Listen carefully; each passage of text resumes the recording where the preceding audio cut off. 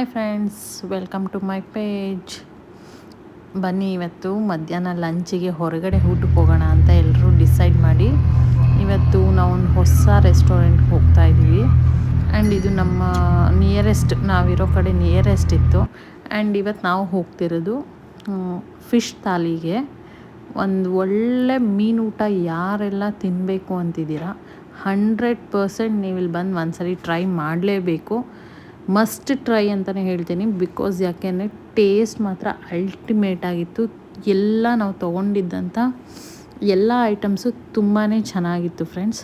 So ಅದಕ್ಕೋಸ್ಕರ ಈ ಮೀನೂಟ ತಿನ್ನೋದಕ್ಕೋಸ್ಕರ ನಾವು ಬಂದಿರೋದೇ ಬೆಂಗಳೂರಿನ ರಾಜರಾಜೇಶ್ವರಿ ಹಾಸ್ಪಿಟಲ್ ಹಿಂದ್ಗಡೆ ಇರುವಂಥ ಕೋಸ್ಟಲ್ ಲಂಚ್ಗೆ.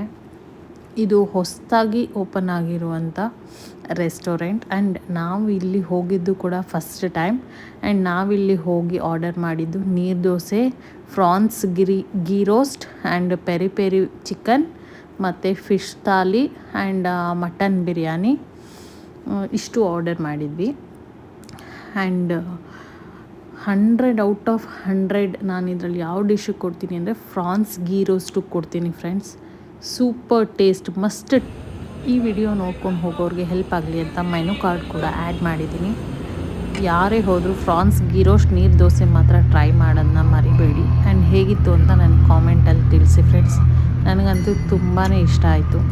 ಒಂದು ಒಳ್ಳೆ ಮೀನೂಟ ಕೆಂಗೇರಿ, ಉಪನಗರ ಈ ಸೈಡೆಲ್ಲ ಯಾರೆಲ್ಲ ಹುಡುಕ್ತಿರ್ತೀರ ಮಸ್ಟ್ ಟ್ರೈ. ರಾಜರಾಜೇಶ್ವರಿ ಡೆಂಟಲ್ ಅಲ್ಲ, ರಾಜರಾಜೇಶ್ವರಿ ಹಾಸ್ಪಿಟಲ್ ಹಿಂದ್ಗಡೆ ಇರುವಂಥ ರೋಡಲ್ಲಿ ಈ ಕೋಸ್ಟಲ್ ಲಂಚ್ ಹೋಮ್ ಓಪನ್ ಆಗಿದೆ. Please go and visit. Thank you.